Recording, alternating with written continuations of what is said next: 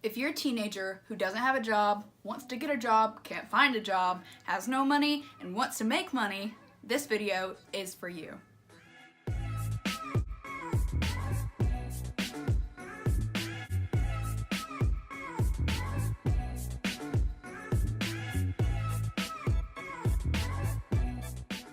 So I sat down to film about an hour ago, right? Had everything ready, my lights were set up, my outfit was on point, and my neighbor starts mowing his grass.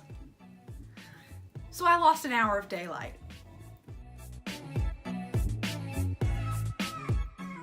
Number one is to sell stuff. Now, selling stuff online is a lot more effective than selling things in person with word of mouth, so I suggest getting apps like Poshmark or Mercari, or even selling stuff on Facebook and Craigslist. Get your parents' approval for Craigslist, but Facebook and Craigslist. Just sell anything from clothes to jewelry to old home decor. The apps that people sell on like Poshmark, typically people will go to the thrift store and buy some really good brand clothing and resell it for a bigger price and just make a profit off of that. And that's actually a really good, effective way to do things if you like thrifting. Get people to donate things to you, like hand-me-downs from relatives and things, and resell it that way also. If you really stick to this method, you could make hundreds to thousands of dollars on these apps.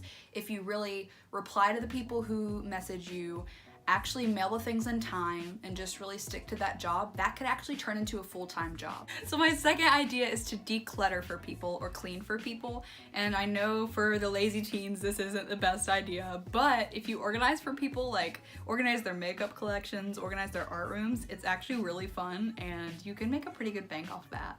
Number three, I never personally did, which is babysit, because I'm not good with children at all. It's awful, but if you're good with children, I recommend babysitting. You can make like 12 bucks an hour, 12 to 20 really, if depending on the the salary of the people you're babysitting for. If you're a little bit more on the crafty side, you could sell crafts or paintings or art of any sort. I personally have my own business selling calligraphy signs to retailers and doing murals for boutiques and things like that. When it comes around time for homecoming and prom, you could actually make corsages also. I actually made this one for my homecoming this year. I just took some fake flowers, fake sunflowers, fake succulents, and got a $1 thing. It cost me about $5 or $6 to make this, and you could charge $20 to $30 a pop for these. When you advertise on social media and put flyers out and really get your name out there, people will know you, and if somebody mentions your name, someone will be like, oh, that's the girl who sells art, and then the other person will be like, wow, she sells art, I want to buy some art. If you're particularly good at a subject in school, I would suggest tutoring. If you're not very good at school, you could always teach kindergartners 1 + 1, 1 + 2, and get a pretty good buck out of that. But if you're a little bit more advanced in a subject, you could teach the grade below you and get 10 bucks an hour for tutoring. If you're not particularly good at school in general, but you're pretty good at art or video games or something, you could actually teach classes with those being the main subject of the class. I teach calligraphy classes to people every month. I charge $35 to $40 depending on what type of class it is, and I spend about $10 or $15 on each person in the class, so I make about 15 bucks a person, but when 20 people come, I get a pretty good amount out of one class. If you do classes like that, one class would make you 1 month of what other kids make your age. I know some schools have rules against this, but you could sell things at school like candy and water and sodas and things like that. Now my school actually had a rule against it, but my teachers didn't really care, so I sold things when I was in middle school. I went to Sam's Club and you could get these big boxes of candy, and if you sell a whole bunch of pieces, you can actually get a pretty good buck out of that. The way to effectively do this is to really get your name out there, advertise to everybody, put it on social media, say, hey, I'm selling candy, hit me up, and people will usually buy it for if it's $1 or something. Everybody always has a spare $1 on them, so they could just give you $1 and you'll make 30 cents. Stop leaf blowing! Are you serious?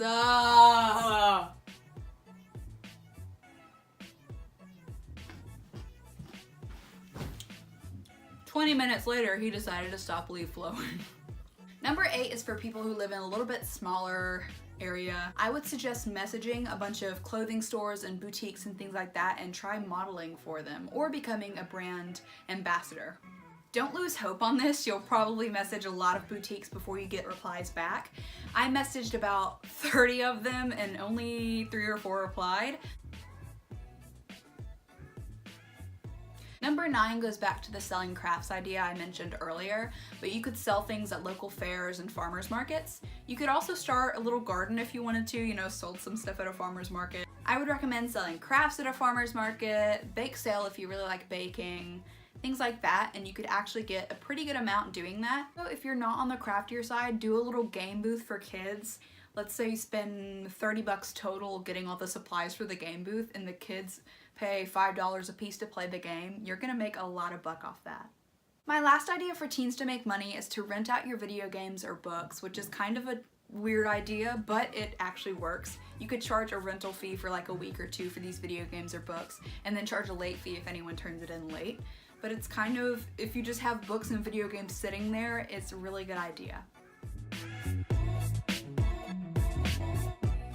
Here are 10 tips on how to save money so you can in turn have a little bit more cash to spend on things. You could get email coupons from companies. All you have to do is have a separate email from your actual email that gets spam mail and things like that, and you sign up for things like Ulta or Tarte. I have Tarte on mine, and you get a lot of really good coupons through there.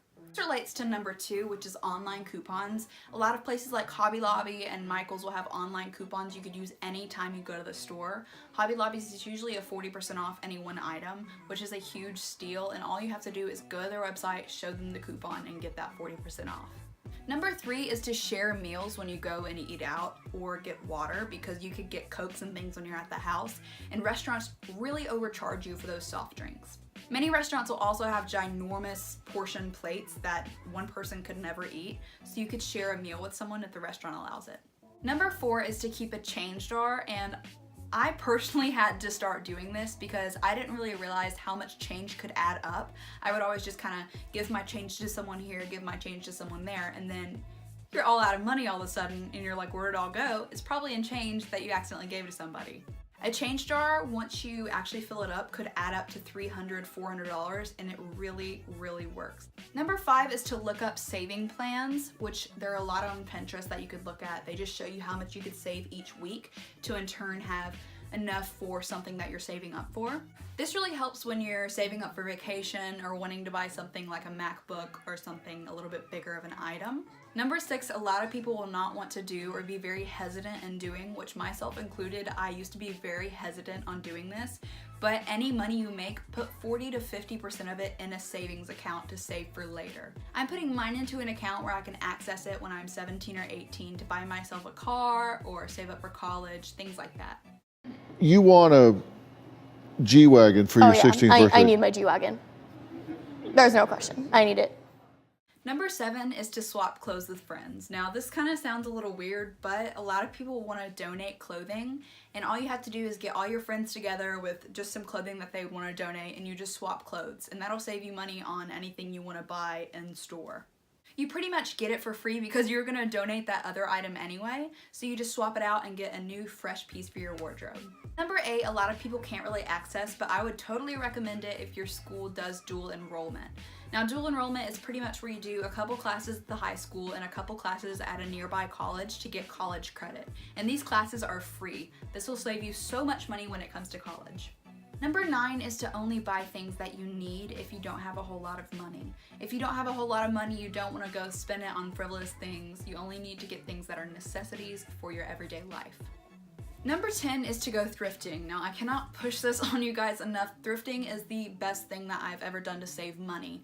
Things at malls and department stores are going to be a lot more expensive than things at thrift stores. You can find name brand things for so much cheaper. If you're a little bit iffy on the thrift store, you can look at my last video where I showed you guys some tips and tricks on how to thrift properly so you don't have smelly clothes from the thrift store. So that's all for today's video. I hope you guys really enjoyed this video, and if you did, give this video a thumbs up and comment down what content you want to see next.